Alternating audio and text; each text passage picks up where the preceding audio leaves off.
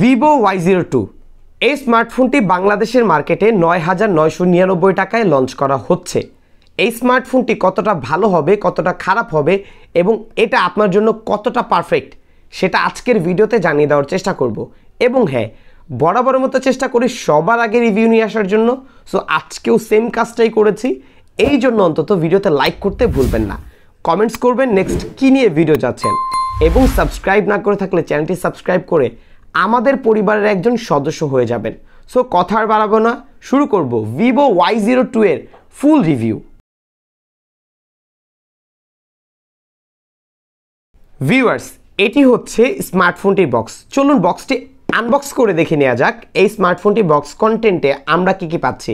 প্রথমেই বক্সটি ওপেন করলেই পেয়ে যাবেন কিছু user manual guide, type A to type B একটি ক্যাবেল, পাচ্ছেন 10 ওয়াটের একটি অ্যাডাপ্টার এবং রয়েছে একটি সিম ইজেক্টর পিন এবং সর্বশেষ Vivo Y02 স্মার্টফোনটি। যদি আমরা এই স্মার্টফোনটির বক্স কন্টেন্টের কথা বলি, সেই ক্ষেত্রে এই স্মার্টফোনটির বক্সে একটি ব্যাক কভার দেওয়ার প্রয়োজন ছিল, যেটা বরাবরই আমরা ভিভোর স্মার্টফোনগুলোর মধ্যে দেখতে পারতাম, বাট এবার এবং Vivo Y02 এসেও কিন্তু কোনো প্রকার ব্যাক কভার তারা দেয়নি। সো অবশ্যই আপনাকে একটি পলি প্রোটেক্টর অথবা ব্যাক কভার ইউজ করতে হবে আপনার স্মার্টফোনকে স্ক্র্যাচ ফ্রি রাখার জন্য। ভিউয়ার্স, আমরা শুরু করব এই স্মার্টফোনটির ডিজাইন এবং বিল্ড কোয়ালিটি দিয়ে। এই স্মার্টফোনটি দেখতে কিন্তু অসম্ভব সুন্দর, পুরোপুরি একটি ফ্ল্যাট প্যানেল ডিজাইন আমরা এখানে দেখতে পাচ্ছি। পুরো স্মার্টফোনটি প্লাস্টিক বিল্ড এবং পলিকার্বনেটের তৈরি স্মার্টফোন। এই স্মার্টফোনটি টোটাল দুটি কালার ভেরিয়েন্টে অ্যাভেলেবেল রয়েছে, একটি হচ্ছে ব্লু এবং অপরটি হচ্ছে গ্রে। তবে আমাদের রিভিউ ইউনিটটি হচ্ছে ব্লু, মানে এই পার্পেল কালারটি দেখতে অনেকটা পার্পেল কালারের মতনই।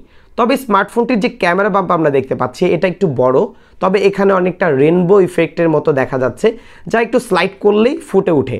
এই স্মার্টফোনটির যে পোর্টস অ্যান্ড বাটনগুলো রয়েছে, সেখানে রাইট প্যানেলে রয়েছে পাওয়ার বাটন এবং ভলিউম লকার, লেফট প্যানেলে পেয়ে যাচ্ছেন ডেডিকেটেড সিম ট্রে পয়েন্ট এবং এখানে আপনি চাইলে 1 টেরাবাইট পর্যন্ত এক্সটার্নাল মেমোরি কার্ড ইউজ করতে পারবেন।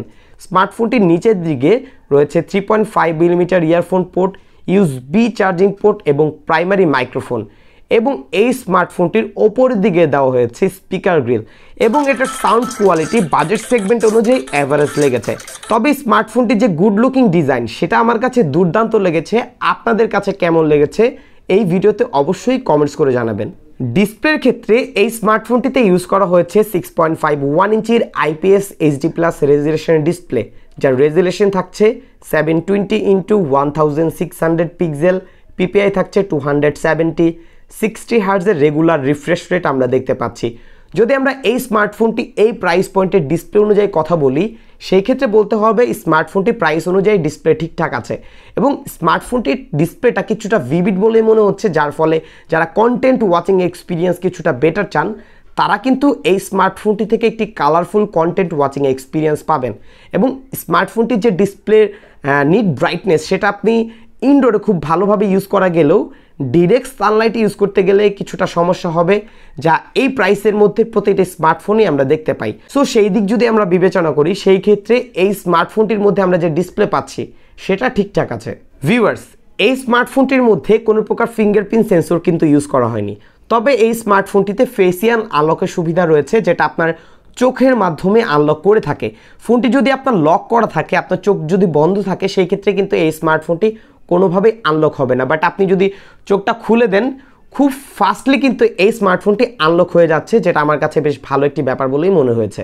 10,000 টাকার মধ্যে এই স্মার্টফোনটির যে দর্শনদারি আমরা দেখতে পাচ্ছি সত্যি অসাধারণ, 10-এ 10 পাওয়ার মতো। আসলে দর্শনদারি ঠিক হলে যে সব কিছু ঠিক হয় বিষয়টা এমন না। সো এখন আমরা আলোচনা করব এই স্মার্টফোনটির পারফরমেন্স নিয়ে। স্মার্টফোনটিতে আমরা পেয়ে যাচ্ছি 2GB র্যাম, যা LPDDR4X এর, পাচ্ছেন 32GB রম, যা eMMC 5.1 স্টোরেজ টাইপ। স্মার্টফোনটিতে হিলিও P22 চিপসেট ইউজ করা হয়েছে, যার মেইন ক্লক স্পিড 2.0 GHz। এই স্মার্টফোনটির ইউআইতে আমরা পেয়ে যাচ্ছি Android 12 এবং রয়েছে FuntaSOS 12। স্মার্টফোনটি পুরোপুরি একটি ক্লিন ইউআই, কোনো প্রকার এক্সট্রা ব্লটওয়্যার আমরা দেখতে পাইনি, তবে একটি দুটি রয়েছে, চাইলে আপনি সেগুলো আনইনস্টল করে দিতে পারবেন। এই স্মার্টফোনটি আপনারা যারা নর্মাল ইউজার রয়েছেন, যারা বাটন ফোন থেকে স্মার্টফোনে শিফট হতে চাচ্ছেন, অথবা আপনি আপনার ছোট ভাই বোনকে গিফট করবেন, অথবা পিতামাতাকে গিফট করবেন শুধুমাত্র ভিডিও কলে কথা বলার জন্য বা নর্মাল ইউজের জন্য, সো তাদের জন্য এই স্মার্টফোনটি পারফেক্ট হবে।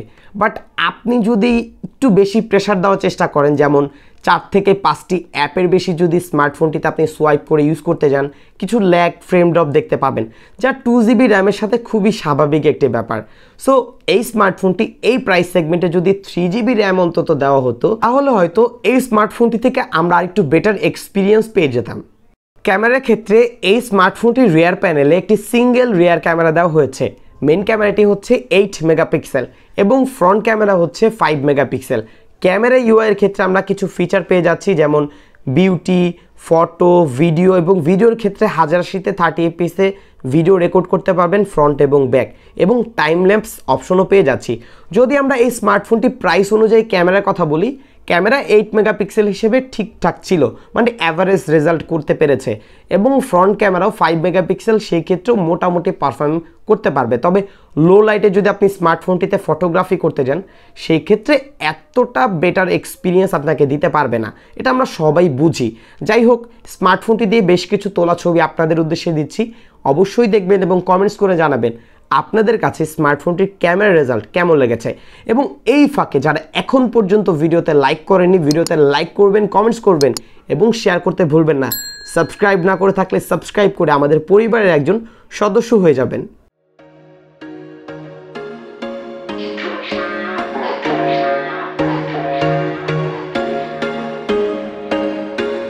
There was once a day that I would pray for you. I'd go and misbehave just so you'd notice too. Sneaking looks up and down from across the room. And damn, what a hell of a view. I feel good, you look great, I like you, I can't wait. A first time, a first date. You're so fine, I'm so late. You sip wine, I drink straight. Don't waste time to my plate. ব্যাটারির ক্ষেত্রে এই স্মার্টফোনটিতে আমরা পাচ্ছি 5000 mAh এর battery এবং বক্সে 10 ওয়াটের একটি অ্যাডাপ্টার দেওয়া হয়েছে, যা বেশ একটি ভালো ব্যাপার। অনেকেই আছেন যে 10,000 টাকার মধ্যে 7 ওয়াট অথবা 5 ওয়াটের চার্জার দেয়, বাট এখানে আমরা 10 ওয়াটের চার্জার পাচ্ছি, যা দিয়ে অলমোস্ট চার্জ করতে প্রায় 3 ঘন্টার মতো সময় লেগে যাবে। স্মার্টফোনটি যদি চার্জ ব্যাকআপের কথা বলি, যারা নর্মাল ইউজার রয়েছেন তাদেরকে অনায়াসে 1.5 দিনের মতো চার্জ ব্যাকআপ দিতে সক্ষম। স্মার্টফোনটি একটু হেভি ইউজ করলে তারপরও একদিন পার করে দিবে। স্মার্টফোনটির ব্যাটারি ব্যাকআপ নিয়ে এই প্রাইস সেগমেন্টে কমপ্লেন করার মতো কিন্তু কিছু পাইনি। যেহেতু এই স্মার্টফোনটি একটি এন্ট্রি লেভেল বাজেট সেগমেন্টের স্মার্টফোন এবং এটার প্রাইস হচ্ছে 10,000 টাকা, সেই ক্ষেত্রে স্মার্টফোনটির এত ভালো অথবা এত খারাপ দিক বের করা সম্ভব নয়, কেননা প্রাইসই 10,000 টাকা। এবং এই প্রাইসের মধ্যে স্মার্টফোনটির গুড লুকিং যে চেহারা, সেটা আমার কাছে ভালো লেগেছে। স্মার্টফোনটির মধ্যে 2GB র্যাম আমরা পাচ্ছি, এটা 3GB হলে বেটার হতো। এবং এখানে যে প্রসেসর আমরা পাচ্ছি হিলিও P22, এখানে যদি ইউনি অ্যাসোসিয়েট টাইগার T6 110 অথবা 112 প্রসেসরটি ইউজ করা হতো, তাহলে হয়তো এটা থেকে আমরা গেমিং এক্সপিরিয়েন্সের দিক থেকে আরও বেটার এক্সপিরিয়েন্স আমরা পেয়ে যেতাম। যাই হোক, এটি মূলত এন্ট্রি লেভেল ইউজারদের উপর টার্গেট করে নিয়ে আসা হয়েছে এবং সেখানে স্মার্টফোনটি থেকে মোটামুটি একটি অ্যাভারেজ বেটার রেজাল্ট আপনারা পাবেন। সো ভিউয়ার্স, এই ছিল আজকের ভিডিও। যদি ভিডিওটির মাধ্যমে আপনি উপকৃত হয়ে থাকেন, ভিডিওতে লাইক করবেন, কমেন্টস করবেন, শেয়ার করতে ভুলবেন না। বিদায় নিচ্ছি আমি জাকারিয়া হাসান পার্থ। আসসালামু আলাইকুম।